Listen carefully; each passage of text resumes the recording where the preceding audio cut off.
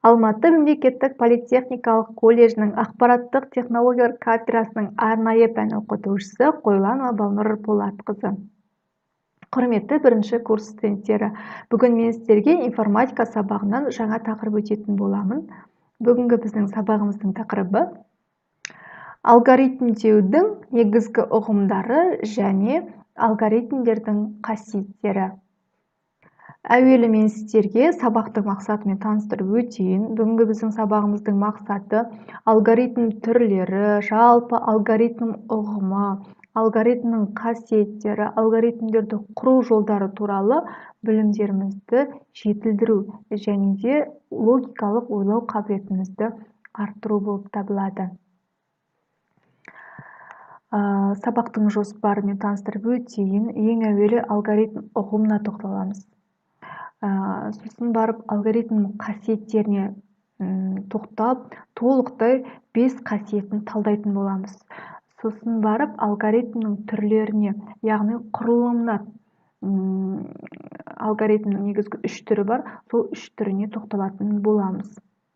Ал енді мен сабақты бастамай жатып, сіздерге сұрақ қойғым келіп отыр, яғни алгоритм не үшін қажет? Бұл сұраққа құрметті бірінші курс студенттер өздеріңіздің мамандықтарыңыз бойынша жауап берсеңіздер, иә?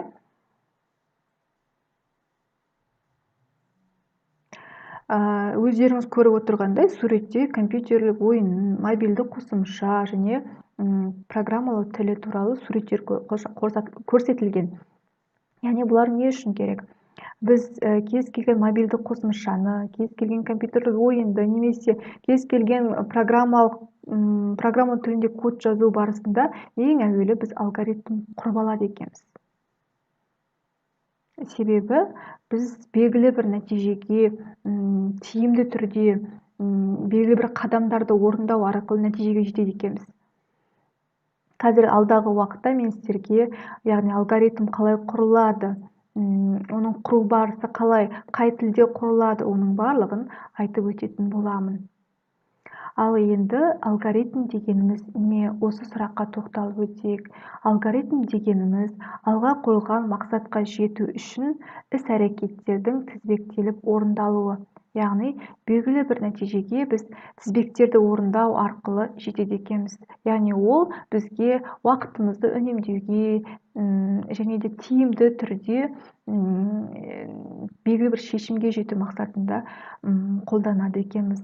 Алгоритмді негіз біз күнделікті өмірде қолданамыз. Мысалы, таңертең ұйқыдан тұрғаннан кешкі уақытқа дейін біздің әрбір әрекетіміз ол біздің бір күндік өміріміздің алгоритмі болып табылады екен. Енді алгоритмді сіздерге қарапайым бір мысалмен жеткізіп түсіндіріп өтейін. Мысалы, біз қызықты кітап оқу үшін алгоритм құрайық, яғни кітап оқудың алгоритмі. Ол үшін ең бірінші біз кітапханаға барамыз, кітапханашыдан кітабымызды аламыз, үшінші ол кітапты үйге алып келеміз, оны түсініп оқимыз, одан кейін ең соңында кітапты кітапханаға алып барып тапсырамыз. Яғни бұл біздің кітап оқудың алгоритмі. Сол сияқты күнделікті өмірде, мысалы, сабаққа барудың алгоритмі, тамақ жасаудың алгоритмі, кез келген істі жасаудың өзіндік алгоритмі болып табылады бар екен.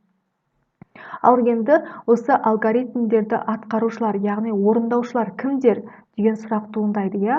Осы сұраққа жауап беріп өтсем, алгоритмді атқарушылар, олар ең бірінші адамдар, екінші машиналар, үшінші роботтар және төртінші компьютер. Яғни бұл 4 атқарушы алгоритмді орындайтын ең негізгі орындаушылар екен. Ал енді алгоритмнің орындалу қатарына тоқталайын. Алгоритмді орындау үшін оның бір ережесі болады екен. Бірінші ережесі бұл алгоритмдегі әрекеттер жазылу қатары бойынша орындалады. Екінші, алгоритм қандай болмасын әрекеттерін орындарын ауыстыруға болмайды. Үшінші әрекетті, мысалы, үй соғу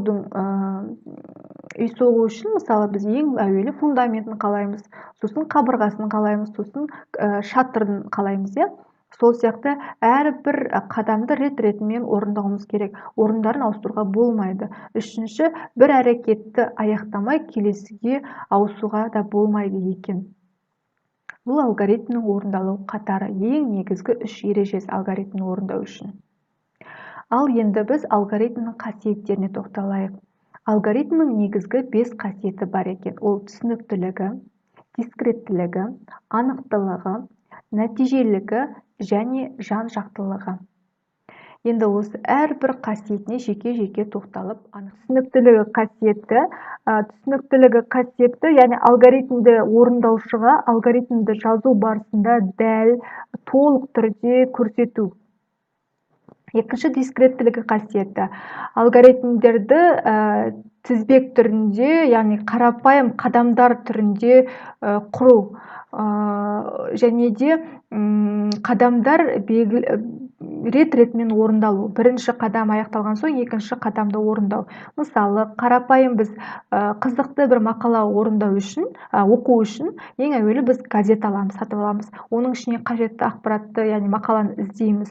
Сосын барып оқимыз. Сол сияқты кез келген алгоритмді құру кезінде оның дискреттілігін сақтау қажет. Үшінші, анықтылығы. Алгоритмдердің қадамдары нақты дәл түрде көрсетілу керек. Мысалы, 2 килограмм қант емес, 2 немесе 3 килограмм қант қажет емес, нақты 2 килограмм 200 грамм қант қажет. Яғни нақты алгоритмнің яғни қадамдарын құру кезінде нақты санды көрсету қажет. Төртінші, нәтижелігі. Кез келген белгілі бір тізбекті, яғни қадамдарды орындау барысында шешімге, яғни нәтижеге жету. Мысалы, информатикадан 5 алу үшін біз теориялық алған білімдерімізді практикалық түрде орындаған кезде ғана біз нәтижеге жетеміз.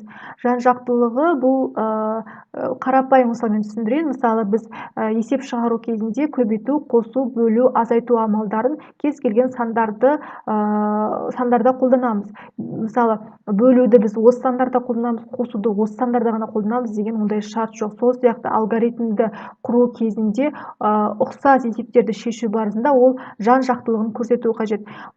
Кез келген алгоритмді құру кезінде осы 5 қасиетті сақтау қажет. Оның түсініктілігі, дискреттілігі, анықтылығы, нәтижелігі, жан-жақтылығы. Осы 5 қасиетті қолдану қажет. Алгоритмдерді жазу үшін арнайы тілдер қолданамыз. Олар ең әуелі табиғи тіл, яғни сөздермен сипатталатын тіл. Екінші бізде бағдарламалау тілі, үшінші блок схема тілі. Табиғи тілде біз алгоритмдерді компьютерде негізінен табиғи тілде өте сирек қолданады. Себебі ол алгоритмдерді дәл түрде және нақты ақпарат көрсетпейді. Сондықтан табиғи тіл өте сирек қолданылады компьютерде.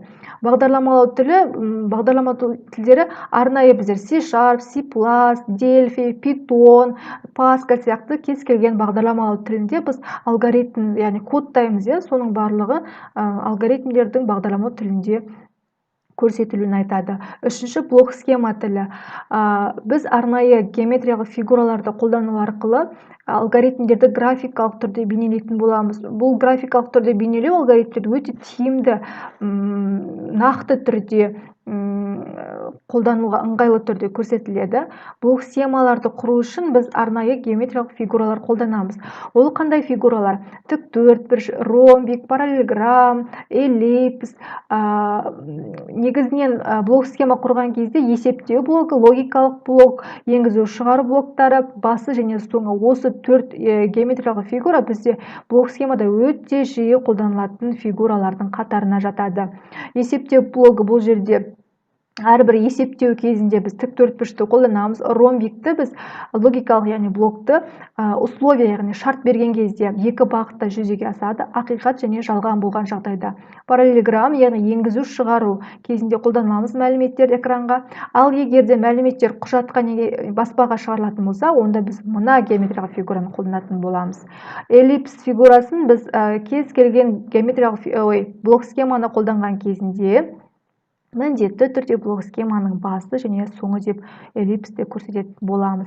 Ал алдын алған анықталған процесс, модификациялау блогы, түйін, осы 3 геометриялық фигураны біз қолданамыз, бірақ өте сиректе қолданатын екенбіз. Алгоритмдер негізі құрылымына байланысты 3 түрге бөлінеді. Олар бірінші сызықтық алгоритм, тармақталу алгоритм және циклдық алгоритм. Сызықтық алгоритмдер бұл тізбек ретінде тізбектелу орындалады. яғни тізбектелу орындалады дегенде ретмен тізбек түрінде, яғни мысалы таңертең тұрамын, жуынамын, киінемін, әрқайсысы осылай тізбек ретінде орындалады. Тармақталу алгоритмі бұл жерде условия, яғни шарт болады. Егер де біздің шартымыз ақиқат болған кезде бірінші команда орындалады. Егер де біздің яғни орындайтын алгоритміміз жалған болған кезде, ақпаратымыз жалған болған кезде, онда екінші команда орындалады.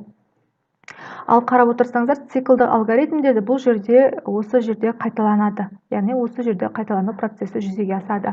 Мысалы, мен циклдік алгоритм қарапайым мысал келтіретін. Біз күнделікті қолданатын телефонымызда код болады, иә, құпия сөз болады. Құпия сөзді егер де біз дұрыс жазсақ, яғни ақиқат жазсақ, ақиқат болса құпия сөзіміз, онда телефонымыз блоктан ашылады, иә. Ары қарай біз телефонымыз ашылып жұмыс жасай береміз. Ал егер де біз құпия сөзді егер жалған, дұрыс емес жазсақ, берсек, онда бізде қайтадан біздің телефонымыз блокқа түсіп, оны қайтадан біз құпия сөзін қайтадан жазып, егер де ақиқат болғанға дейін орындай береміз, яғни қайталай береміз, иә. Бұл циклдік алгоритм, яғни осы жерде цикл жүреді десек болады. Алдағы уақытта мен сіздерге сызықтық алгоритм, тармақталу алгоритм, циклдік алгоритм, осы үш алгоритмге жеке тоқталатын боламын, өйткені бұлардың әрқайсысы үлкен тақырыптардан тұрады. Енді мен сіздерге мысалмен бір мысал түрінде блок схема құрып көрсетейін. Таңертең ұйқыдан оянып, жуынып, яғни сабаққа бару алгоритмі. Таңертең ұйқыдан тұрамыз, үйден шығып автобус аялдамасына барамыз, автобусқа отырып, жолақысын төлеп, автобустан оқу орнына жеткенде түсіп қалып, оқу орнына кіреміз, иә. Бұл сабаққа бару алгоритмнің сөзбен, яғни алгоритмді сөзбен жаздым бұл жерде. Ал енді блок схема түрінде осылай құрады екенбіз. Кез келген блок схеманы құрған кезінде басы және соңы ол эллипс геометриялық фигурамен көрсетіледі. Және де есептеу блогы әрбір тіктөртбұрыштың ішіне мен тізбектерді жаздым. Әрбір қадамды тіктөртбұрыштың ішіне жаздым. Өйткені менің алгоритмім бұл сызықтық алгоритмге жатады. Яғни бірінен кейін бір тізбектеле орындалып отыр. Сондықтан да әрқайсысы есептеу блогына жазылады. Және де әрбір геометриялық фигураны мен стрелка, яғни бір-бірімен, яғни сызық арқылы жалғап отырмын. Көріп отырсыздар ғой? Кез келген фигураларды бір-бірімен осы стрелка арқылы қосуымыз қажет. Ал енді үйге тапсырма. Үйге екі тапсырма беріп отырмын. Біріншісі үй салу алгоритмін құрамыз, екінші су қайнату алгоритмі.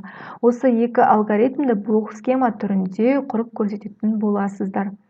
Бүгінгі сабақ сіздерге түсінікті болды деп ойлаймын. Назарларыңызға рахмет. Сау болыңыздар.